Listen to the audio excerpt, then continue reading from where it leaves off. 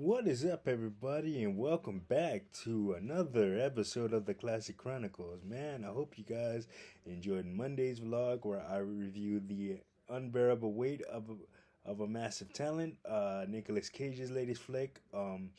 If you haven't checked it out, please do. Man, and I forgot to mention on Monday that the 1 year anniversary of this channel is coming up in the month of June, man. I've got so much stuff planned for that. I'm gonna be bringing back past guests on my Classic Chronicles series and interviewing them again and seeing what they're up to now. You know how much has changed in a year, because as you know, a lot can change in a year. And what do you call it? We got more vlogs. Like I said on Monday, the more baseball games to go to, and then there's the games for the physically challenged, which is also coming out in the month of June. There's going to be some massive content centered around that experience, and I've never actually personally vlogged before that experience, and now that I have the means to do so, I'm definitely gonna do it. So I can't wait for you guys to see it, man. There's gonna be some really cool stuff coming up on the channel, and it's been a year, man, for this channel almost. I can't believe it. You know how quickly time flies, man. Who would have thought? When I decided to kind of rebrand the channel, and in the midst of a pandemic, uh, you know, start telling some life stories and taking this thing seriously, that we would be here a year later. The channel continues to grow, and there is going to be more and more stuff for it to continue to grow. And I can't wait to see what you. I can't wait for you guys to see what's next, I should say.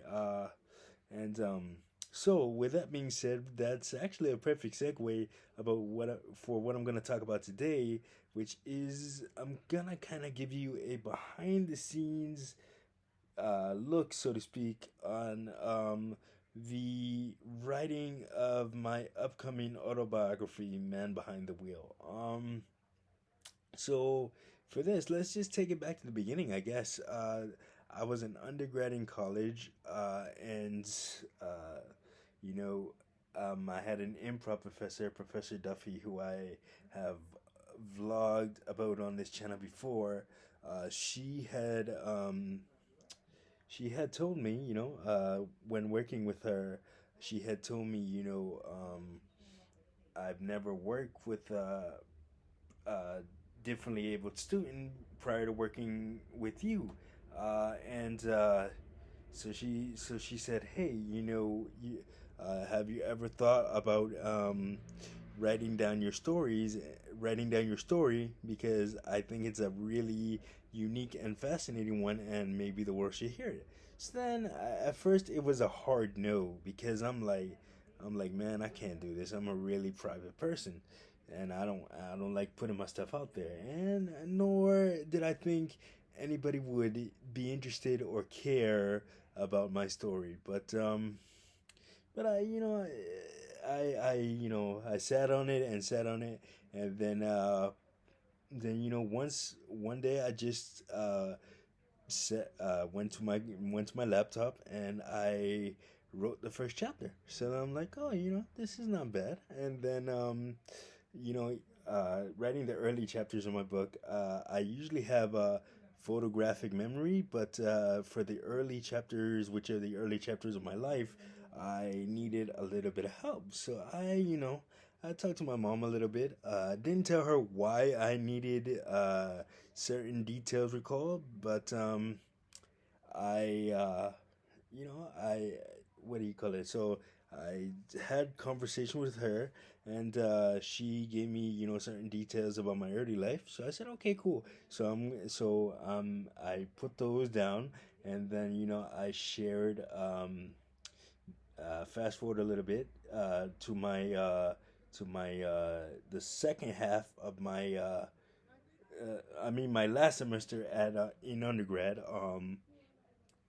fast forward a little bit to that, and I had shared like the first couple of stories with Professor Duffy, as I love to call her. She and then she said, "Hey, this is good. You should keep going." So then, I'm like, okay. I took some time off because I graduated with my undergrad, and then after I had a after I after I did my undergrad degree, Jesus Christ, after I did my undergrad degree, I did my master's degree at in theater arts. So that took some time off. So I had stopped writing for a while, and then after I got my master's, we I decided to continue to write. So so yeah, I continued to write and then stopped for a while again because I got writer's block. Like I knew what I wanted to say, but I didn't know how to word it or how to say it. So that kind of prohibited me from writing. But then fast forward a little more, the pandemic hit. 2020 hit, and then by that point I was about, I want to say, two-thirds done with the book. So I'm like, all right, yeah, pandemic hit. I got a lot of time on my hands. Let me finish this bad boy, man. So I locked in. For about for about a month, I wrote nonstop. Like I just kept writing and writing and writing, and then finally, like in January, I want to say the book was complete in November of 2020. So at that point I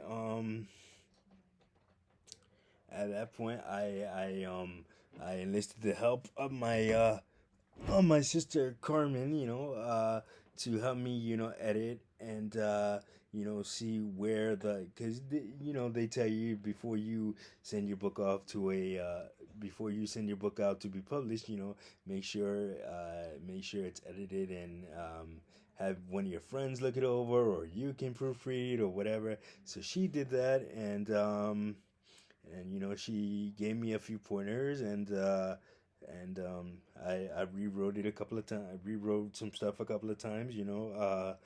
Sometimes the wording may have been off, or it may not have sounded good, and so I had to correct that, and then yeah. So the book is actually done, but I have not found a publisher yet as I'm recording this, but I'm hard at work actively seeking one. So if any of my subscribers know, how to help me publish the book, that'll be cool. Maybe you can leave it down in the comments, or whatever, however you guys can help, that'll be cool.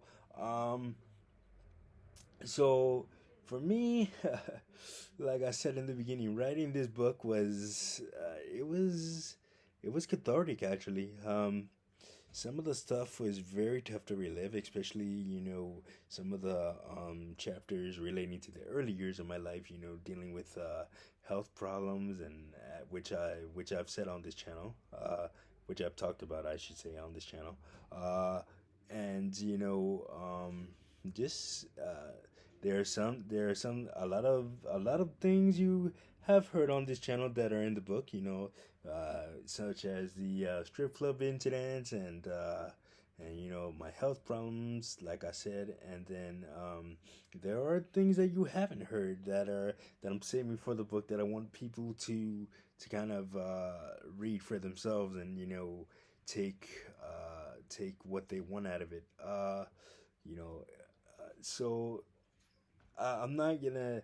I'll tell you what I intend for my message to be, but like I said, you don't have to. When you read it, whenever it comes out, I'm hoping we get it out this year, or some early next year. Definitely, probably no later than that. And I promise, I've been saying this. If you follow me on social media, I know I've been saying for a while that this is going to come out, and I fully intend to keep my promise. I am a man of my word. So well, one of the things that I want you to take away from this is basically, I don't consider when you read this. I don't want you to consider me inspirational, uh, because I look at it as I'm just a regular guy. If you strip away the wheelchair and all the things that I've gone through, I'm just a regular guy living his life that has overcome some crazy things. Granted, but I'm just a regular guy. Honestly, I like to go out. I like to chill. I like to have fun. I like to be hang with my friends and family. But I'm a regular guy, man. Just like don't look at the chair as the source of your inspiration. Look at the situations that I've gone through as a source of your inspiration. If you're looking at the chair and saying that I'm inspirational, and I use that term very loosely because of the chair, then it's like you're doing it wrong, man. I mean, my thing is, and I've said this. I don't know if I've said this on the channel before, but I've said this while speaking to friends and everything like that. If I could help somebody with my story that's going through a similar situation, then that's what I want. I don't want to be inspiration just for living my life, man. But like I said, you can take away your own message from this, and it was a very fun process, man. Just going back and reliving some of the crazy times of my life, and it's not over, man. It's been a hell of a ride so far, but like I said, we're just getting started. But yeah, man. Look for I'm telling you, look for it real soon. It's coming. As soon as I find that publisher, and then we're gonna get the ball rolling on that. I promise. Uh, man, but writing this was writing this was one of the toughest things that I've had to do because it I didn't write any of the chapters down freehand before I wrote it on my computer before I typed it out. This is all off the top of the dome and straight memory. You know, Borrowing a little bit of help from my mom with the early years. This was all off the top of the dome, man. So, and I didn't want to take the sometimes typical autobiography route where the person that the author would write the first draft, and then you take it to a publisher, and then the publisher kind of rewords it for you and makes it all nice and all fancy and shit like that. No, I didn't want to do that, man. I'm not gonna let anybody tell my story except me. This is my story in my words, the way I want it to be written. I don't care if if it's politically incorrect, or whatever the case may be. Nah, man, this is 100% me, 100% authentic, and 100% from the heart. All the way down to the title, the man behind the wheel. So, and the thing is it's yeah, my tagline is, the man you know, the story you don't.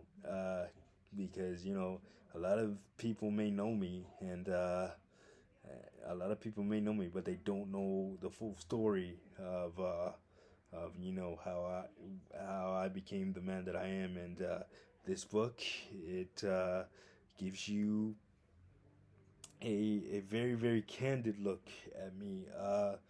I tried to. I'm very, I tried to be as open as possible with this. I didn't hold anything back. You're gonna get everything. It's like I said, it's my story and my words, man, and I can't wait for y'all to read it. Um, so yeah, get ready for it, man. It's coming, man. Behind the wheel. And with that being said, that's gonna be doing it. That's gonna do it for this week's this edition of the vlog. Oh my god, I'm flustered today, man. This That's gonna do it for this edition of the vlog. Like, subscribe, share, and don't forget to hit that notification button so you don't miss a video. And I will see you guys on the next one. Peace.